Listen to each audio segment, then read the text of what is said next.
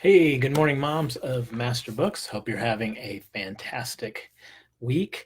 I know winter is stretching out a little bit long, and that's always difficult when you're home a lot. We used to live in Western New York, and I would pick and say this is about the time that the mothers are about to eat their young. And so if the sun doesn't come soon, bad things may happen. So we are praying for sun everywhere in your neighborhood as well as here. Beautiful blue skies. All right, so I'd like to talk about writing strands today. If you're watching, be sure to comment. Let me know you're here. And if you have any questions, we'll be watching, but we are going to choose somebody to put 2,500 reward points into your account, give you $25 of buying power. There's a lot of posts on reward points if you're not familiar with them, but be sure to take advantage of those. So, writing strands. Writing strands used to be produced, it was published by by the author for a number of years. I think he started it in 1991. So the program has been around for quite some time. It's been used very successfully. We have a number of people who've come back and given praise for where they are in life because of this course. So we know that it's been used successfully. It's an effective program. There's no doubt about that. Even from the author's son and the stories that he tells, his son has a doctorate in English and he went through the program and went to university, I believe in 7th grade. And had done a fantastic job writing. So from that, we know it's an effective course. It used to look something similar to this, where there was a bird on the cage, or a bird in a cage, and then the bird was growing, and then flying. The evaluating writing, which is really the teaching companion now, looks something like this. So the entire series would have looked more like this when it was classic. We did a few things when we took over the Writing Strands series. So what they had were different books. The Writing Strands, this would be level 5. This would be an entire year of curriculum, and it would be 18 weeks. And the program was designed for a bye week. So you would write for 1 week, then you would take a break and you would read the next week, then you would write, then you would read. That premise being good readers make good writers, because you're learning by example. So you want to pick good literature to read. And so you would do the assignments in this 1 week, and then you would do the reading strands. Reading strands kind of taught you how to think critically through what you were reading. And you would do the reading strands in the bye week. And so what we did was we combined the writing strands and the reading strands into one level, and still use the concept of good readers make good writers. So you do writing assignments 1 week, the next week you read, then you write and read. Then we took all of the reading strand and the evaluating writing and put them into the teaching companion, which I think no matter what you're doing, this is just a fantastic guide. I'll show you a little bit of that. So these no longer exist. We have a few remaining in print, but as they go out of print, they're not being reprinted because they are in the new format. Okay, so the new format looks more like this, and we've combined them. So where it used to be like writing strands 1, 2, 3, 4, 5, 6, 7, we now have beginning 1 and 2, intermediate 1 and 2, and advanced 1 and 2. So let me explain some things about Master Books first before we go into this. We are an eclectic publisher in that as we began building solutions, we've picked up different series. And so Writing Strands is one series that we picked up. We revised it. We put it in the new editions, but it's a different series than Jensen's. It teaches a different philosophy style of teaching than the Jensen's or the Stobaugh, or language lessons for a living education. How these can go together, well, a lot of that depends on you as the teacher and what you're looking to achieve. So let me explain a little bit just so you can put it in perspective. think about, so a lot of churches that wanted to have schools would look for curriculum that was turnkey in a lot of ways. So rather than the curriculum was the teacher, and the teachers, while they would be teachers, they were a little bit more of guides or supervisors or that type of thing. Master Books is set up in a way that they're solutions, but they also expect that you are the teacher. Okay, so it's not a turnkey solution always. I mean, we remove the friction points and stuff like that, but we really encourage you to own the course. If something's working for your student, use it. If it's not working, we would expect that you are the most qualified to make that decision. You don't have to do everything in this book if you don't feel that it's right for your student. Eat the meat and spit out the bones. So think of curriculum. There's two ways. So one way is the curriculum is almost the carpenter and the parent is the tool. And the parent just kind of guides the process and makes sure that the carpenter is doing what it's supposed to be doing. Okay, so that's one approach. The problem with that, we get in busy work. We can't adapt it. The students, we're aiming at an average. We're not doing an individualized education for the student. So in some ways, it's almost like manufactured housing, right? It's one size fits all. It's a very effective solution for the averages, but it doesn't necessarily give you a customized product. So a lot of our products are designed more where you are the carpenter, curriculum is the tool. So you decide how to use that tool. And the more skilled you become at using that tool, the more effective you'll be at the product you produce. That's why we invest in Thursday teaching tips. That's why we try to provide things like teaching companions and resources, because we know that if you're more skilled at what you do as the teacher, carpenter, that the tools you use will help produce a better product. So when you come to the Master Books website and you're looking at this, sometimes you'll see like, okay, grade school, I have like 4 or 5 different solutions. Choose the one that works best for your student at that time. And it can be a little more confusing, but when you understand and grasp it, it's much more liberating. Rather than having to fit into a box, you have the ability to adapt to your family situation, to your style in that. So understand that writing Strands is one solution, but we have multiple solutions, and some of them will overlap at times. So language lessons for living education. Kristen right now, she submitted all of the writing for level 5. It's in-house, and they're beginning to look at it from an editorial and design standpoint. She's currently working on level 6. I know this because I didn't see her last night until about 11 o'clock because she's working so hard on it. So level 6 is in process. Level 6 will replace the elementary Bible and language course. And I do believe it's actually, the book is going to change. The extra book is going to be the 10-minute Bible journey will be the book that's used alongside that course. Now, our Writing Strands course is recommended for grades 5 and up, and it actually used to be recommended for like grades 2 and up. And we just didn't feel, number one, that students were ready for it and that they had developed all of the skills they needed. So we said we would recommend starting Writing Strands no less than level 5, grade 5. Now, some students may be more prepared for it, but that's your call.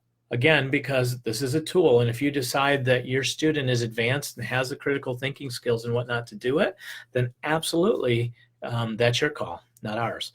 So sometimes people who are new to Master Books or trying to understand Master Books get a little hung up in grade ranges and things like that. And a lot of that is because students are so individualized. How do I know what your student is capable of, right? Even as adults, we have to individualize things. One size fits all only works for a limited percentage of people.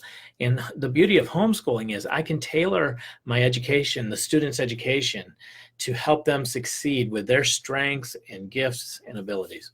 Okay, so I think even writing strands beginning 1, you could do, if your student hasn't had a lot of writing and composition, you could certainly bump that up and do even starting beginning 1. If they're not good at writing sentences, move it up 7, 8.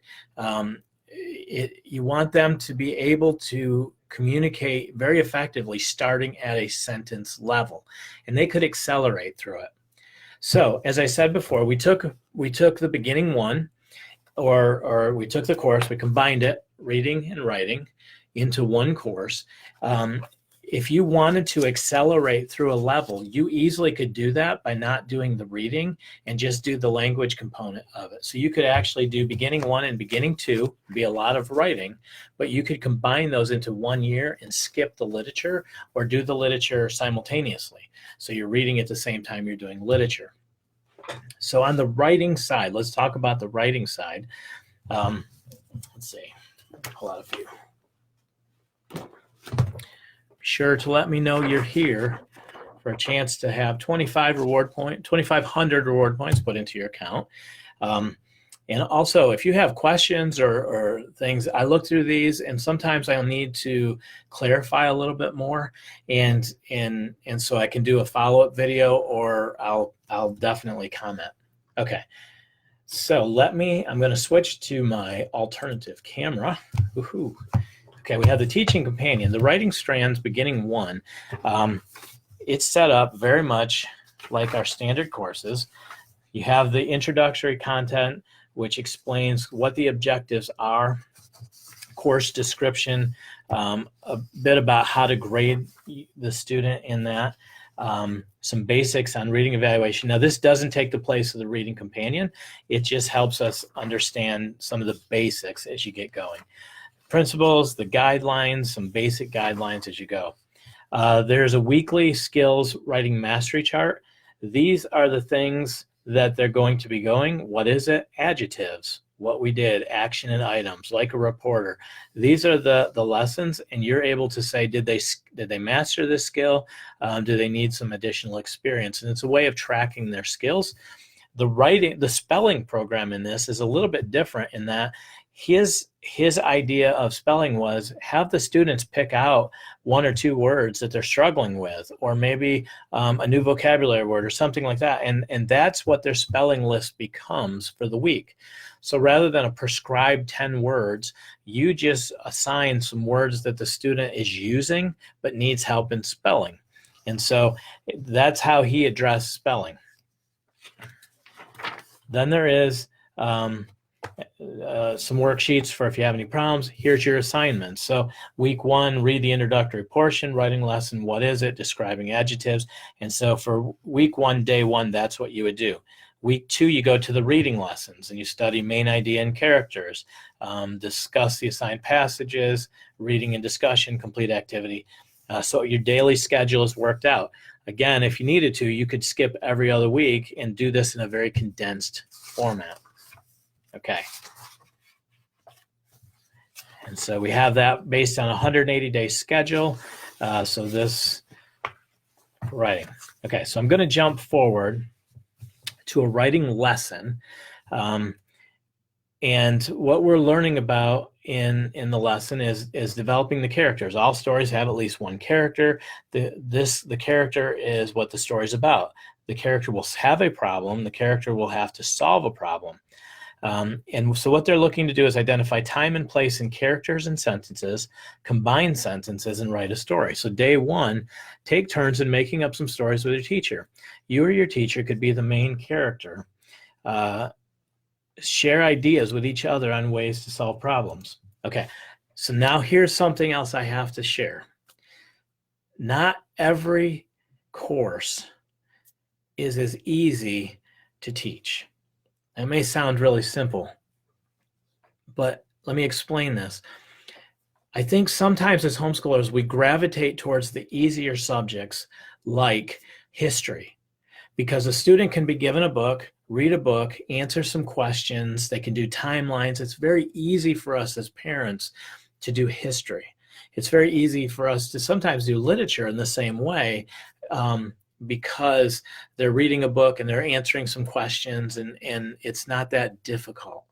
There are other courses and things that we have to do as parent educators where there's more skin in the game. Long division, fractions, algebra, geometry, chemistry, and writing. Writing is one of those things that we can't remove all the friction points because it really requires some mentoring and some discipleship. It requires communication.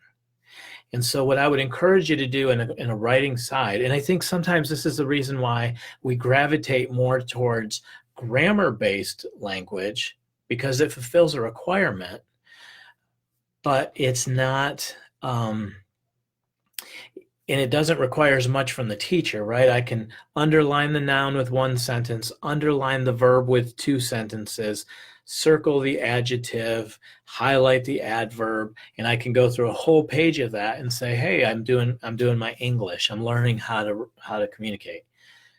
That's not the same as actually communicating. And I have a real bias in this area. And let me explain this. I was in a public school until I was in 8th grade. In 8th grade, I went into a private school. That private school tested us, and they said that I had learning gaps, and they moved me back to a 5th grade level in math and language. Now, I was on grade level in public school. Now I'm a 5th grader, and I have to work my way to catch back up to my peers. I studied sentence diagramming. I studied my verbs and my adjectives and my predicate nominatives and all these things that you're supposed to do to be a good language arts student. I was never at the level of Kristen because that was, she was ahead before she even came into the school. But so then I go to college, and I get to college and they make me write a paragraph.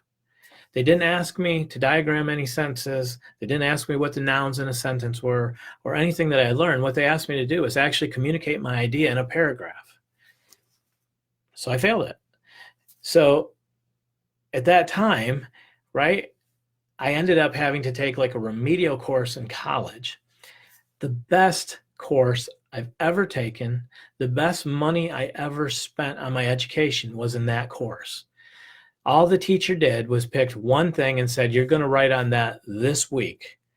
And we would have a writing assignment, 1 paper a week, and then she would score it, and she would come back and say, you know, you can't start sentences this way. You can't use this however in a sentence 3 times. You can't do all these things. Your idea isn't communicated effectively. And she would give us this feedback.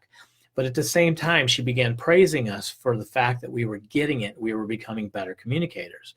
She brought a lot of energy to it. She loved writing, and she loved communication through the written word. And I watched my love of beginning to write begin to take hold because of that. But at that moment, I learned everything I started to need. I needed to know how to do commas, how to do punctuation, how to do proper capitalization, all these things. It all just started to come into focus. I've always been somebody who needed to have application to learn, right? I didn't understand business math until I actually started calculating leases and very complex financial models for leases. All of a sudden, all these things just started clicking and made sense. Even using financial calculators, it just all made sense. Where in college or in different courses, I'd struggled with that. So writing is one of these things that the best way we can become good writers is to actually have to start doing that. And as parents, that means that we're going to have to find ways to invest ourselves in that process. And it's just not one of those easy courses. What I like about writing Strands is it's a very no-nonsense, common sense approach to teaching writing, but not just teaching the fundamentals of introductory sentence, 3 supporting sentences, concluding sentence, right? Begin again type thing. It's a very effective communication course as well, because through it, the author is teaching us how to choose the words wisely, how to create word pictures, how to actually create, when we talk about a character, we can create settings for that character, and we can create other characters that help make that character shine and stand out. All of the things that go into great writing and great communication, that's what this course teaches. But it throws away a lot of the frills. So what I like about it is it focuses on, it keeps the main thing the thing and doesn't get too distracted with the outside things. So what will happen, language lessons for living education, we've seen a lot of people really adapting to that, really enjoying that. We're seeing the feel and the flow of that work. Kristen will most likely continue, maybe, we don't know for sure, but will most likely continue. So there may be an overlap, but it's designed so that it can transition into the Writing Strands program. So students will understand effective communication, have the critical thinking skills and that type of thing to develop. So a lot of what we see in Writing Strands, like it develops communication skills, it develops creativity because it's teaching creativity, it's developed skill building, it's looking for ways to develop and build on the skills, and then it's developing application and reflection. So let me switch back to my camera and we'll continue for a week through. So my first week, here's the objectives. Day number 2, you're going to write about Tom, a turkey who hid at Thanksgiving time. Start thinking about your story. You'll have to decide why Tom hid, where he hid, when Tom came out of hiding, what the farmer did or thought when he saw Tom after Thanksgiving Day. Think about these 4 questions. And so he gives 4 questions that they need to be working towards. When writers write stories, they can have a lot of things happen that could never happen in real life. In a story about a family of rabbits, the author might have the rabbit talk together. We know that rabbits don't speak English, but this is okay for a story. In our story about a turkey at Thanksgiving, we could have turkeys be very smart if we wanted to. Let's figure out some things that Tom, the turkey, might think if he were smart. And then some questions. And so it's helping them develop and start thinking about a writing project. Next day, today you're going to start to write the story.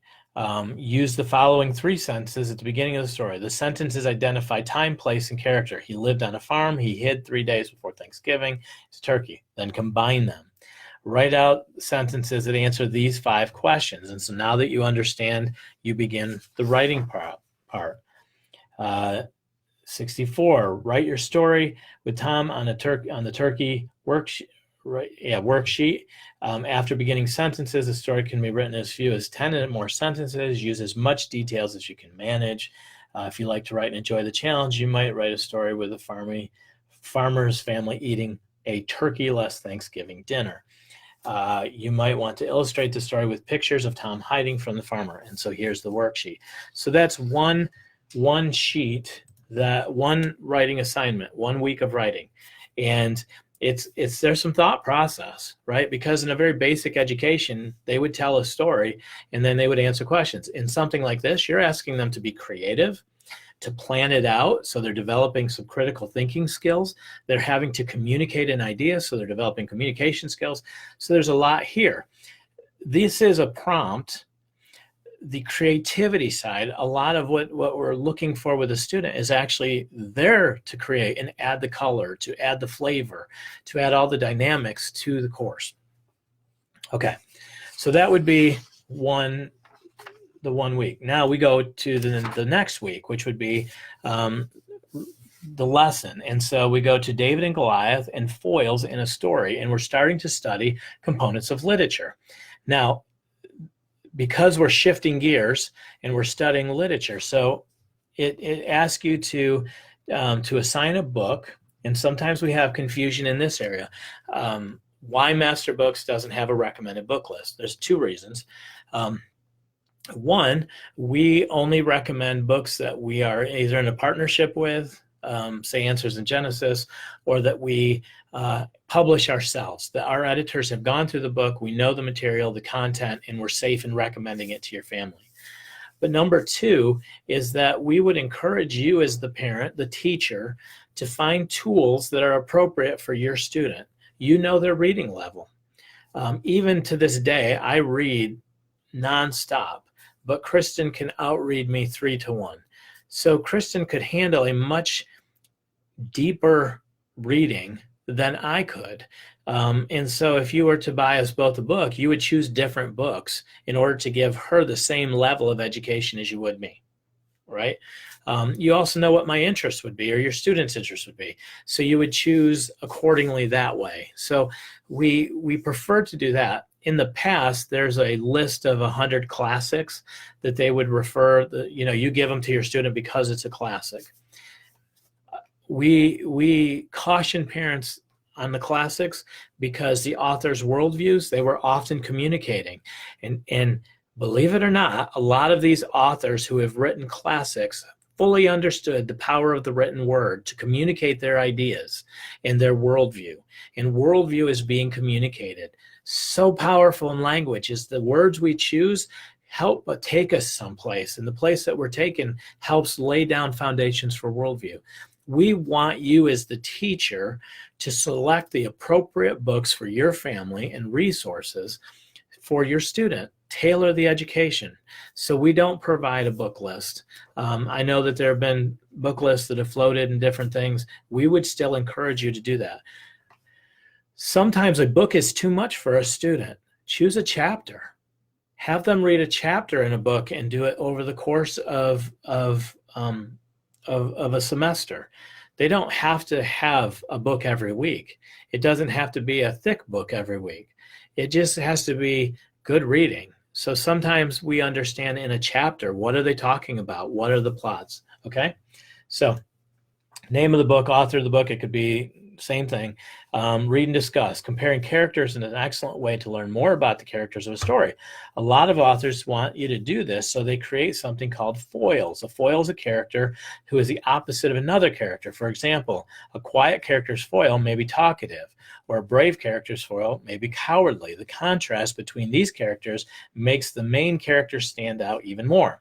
Foil is a jeweler's term for settings that are used to make precious stones look bright. In the same way, an author can make one character trait stand out by contrasting them with another character.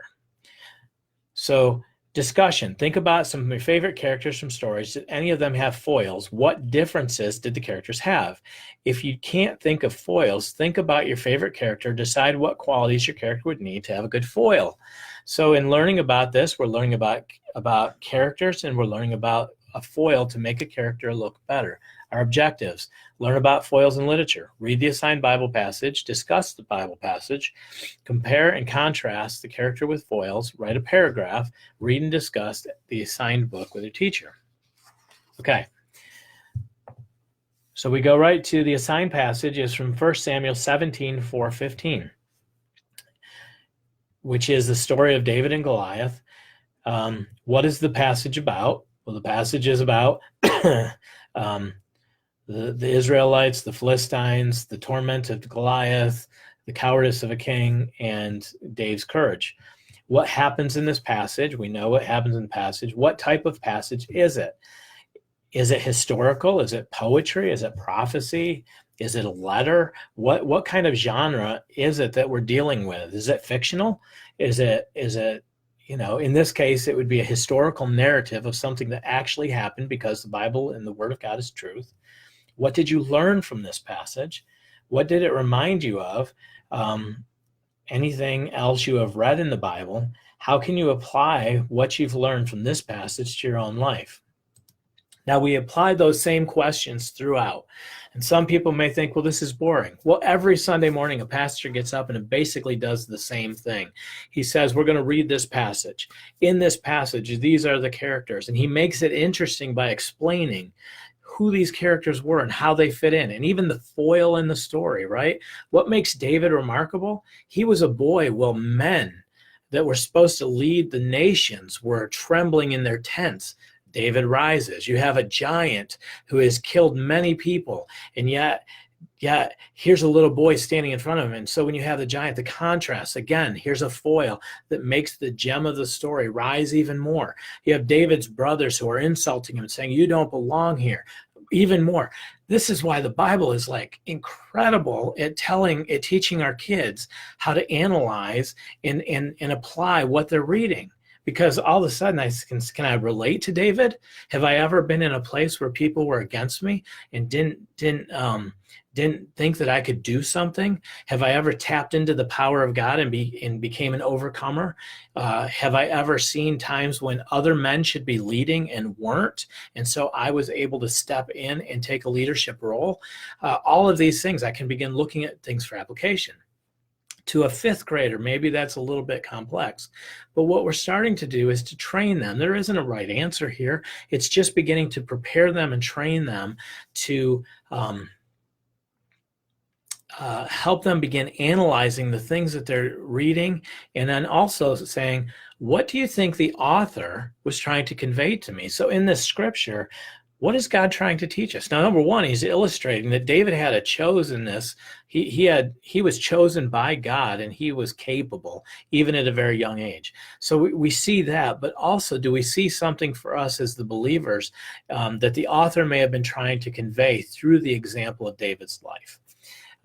And just having that discussion. Even if your student doesn't write out all those answers, have the discussion with them. Talk to them about what we just read and how the Bible comes alive when we actually can begin to analyze and think critically about what we read. And that's what a good communicator does. That's what a pastor does.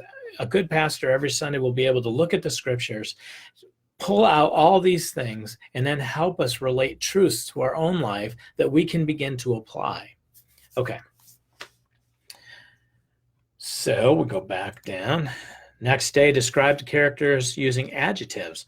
So adjectives describe the noun. So people say, well, did my kid getting grammar? This is more of the grammar as you go concept. So they're learning adjectives. Use the passage to find clues. So as we look through it, we find that, David was a small in stature, Goliath was big, all of those things that would describe the nouns. Were the characters right and wrong in what they did? What advice would you give them? Do you know people in real life who act the same way? Wow, what a big concept to teach a fifth grader. To start thinking critically, to start actually thinking about what they're reading, but then applying it to their own life and beginning to grow. Don't make them wait till they're 40 to do that. Teach them it when they're in fifth grade, okay? I could go off on that one. Okay. So let's see, we'll switch down. Identify the characters, who they could be foils for David. Each of David's foils lists the similarities, differences between the foils and David. Write a paragraph where you compare David to one of his foils. Be sure to use topic sentence and group similar ideas together. Use a variety in your sentences. So that's done. The next day we talk about the book or the chapter that they read. What's the book about? What happens in the book? When and where is the book set? What's the book's messages, or what do you think it's trying to teach you? Why or why not? Not really complicated there. You can take that as far as you want, but it's really having the same discussion. And if I was teaching, and this was my tool, I would say, we learned about foils. Were there any foils in that chapter? Were there any other characters or supporting characters that maybe made the main character look more dramatic in any way, or brought out their beauty, or brought out that character that the author's trying to convey? And so you could drive that home. But it's really, the process is just getting students to think critically about what they're reading. And what I like about the Bible, most Christians don't understand the Bible. They don't understand that it's a library. This is an amazing library. It's a collection of 66 books written by over 40 different authors over a period of 1,500 years. The original language is written in 3 different languages. And in this, there are different genres. We have history, we have poetry, we have horror, we have there's metaphors, there's letters of instruction to to groups of people. And so this is a library. And so most people think, well, this is just a Bible, but it's not. There's intent, purpose in this. Now, it does tell one story. It's written by one author, and it tells one story from creation to the end. And it tells of his love for us and his hope for us and his design and purpose for us. So the library has a theme to it. But this is a collection of books. And when we look at the Bible that way, it's so much more interesting to approach it from the topic of who was the author and what was his worldview? What language did he write in? And this course doesn't teach that. That's something that you as the teacher can take as far as you want to. But it's something worth learning, because I think most people look at the Bible as one book that we read as opposed to understanding. And then we get into different perversions of scriptures because we didn't look at it in context. We didn't look at what was trying to be spoken. And so teaching them to look at scripture, look at it as an interesting library, and also teach them how to think critically about it and be able to communicate the ideas in that effectively to the culture around them, makes me very excited. Okay. So that would be a week of writing Strands. If you have a 5th grade student who is capable of writing a sentence, then you would be able to start them in beginning 1. There's some placement tests available.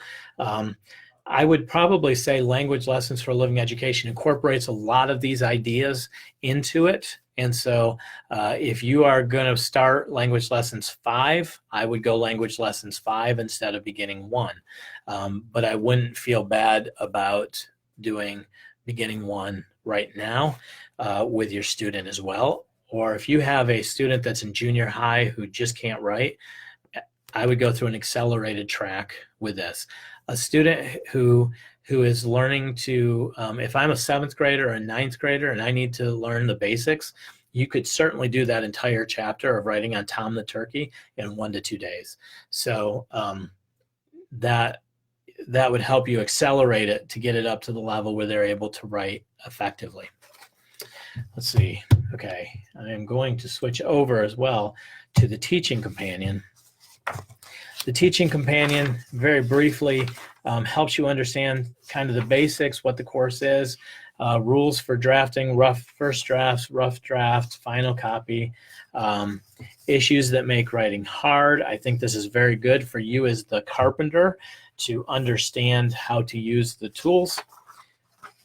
Sorry if that metaphor is getting old.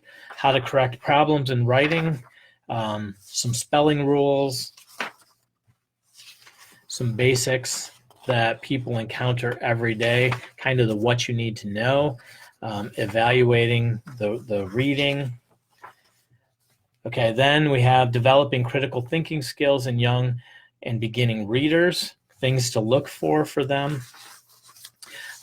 Goals and objectives for ages 7 and above. Goals and objectives for ages 12 and above. And then just some basics, understanding characters, plot, the different aspects of literature. And so when you have a question, this would be the place to go. There isn't a lot of in-depth instruction in Writing Strands. It is a no-nonsense type course. It expects that if you have a question, you can find it, the answers, or you'll find it in the Teaching Companion. So hopefully that answers some of the questions that you have. And let's see. If you have questions, be sure to ask. I'm going to ask again. Make sure you comment. Let me know you're watching. Our YouTube channel. Well, oh, there's one more thing. I have an audio of Dave Marks, the author, and I'm going to post that in the comments that you could listen to it. Because when you hear his flavor, his communication style, what his intent was, it just helps a little bit understand what the foundation of the course was. Now, it's developed a lot since then, but it was helpful for us to listen to it and just kind of get a feel for this is what he was intending and why he used the philosophy he did. So I will post that. In fact, if Carity is watching, she may even be able to post that link for me. She shared it with me recently, and I think it's worth listening to. Good. The other thing is we take all of these videos now and we post them over to YouTube. And YouTube, when you get to a certain level, they actually allow you some more privileges. We're only a few hundred, is a few hundred subscribers away from being able to access a lot more privileges in using that and some videos. If you don't mind subscribing, if you're part of the YouTube community, if you would subscribe to the Master Books channel, and maybe somebody could post that link here, one of the moderators could post the link to the YouTube channel in this in the comments. We'd love it if you would do that. And if you, some of those videos, if you don't mind clicking on one and listening to it, we just need to get our hours of viewing time up and our subscribers up, and then that gives us some more capabilities to actually serve our market better. So we're asking you to enjoy that as well. We've also, Jennifer has taken and put a lot of them in playlists, so you can hear like all the Thursday teaching tips, and that if you're wanting to, it's set up that way. Okay, well, I hope this was helpful. Please ask any questions you have. If I need to, I'll address it in another video, and we certainly value your feedback and comments, and just are praying that the Lord blesses the remainder of your week. And we look forward to speaking to you on Thursday. On Thursday, I'm going to speak about networking, the necessary evil of networking, and teaching our kids to network.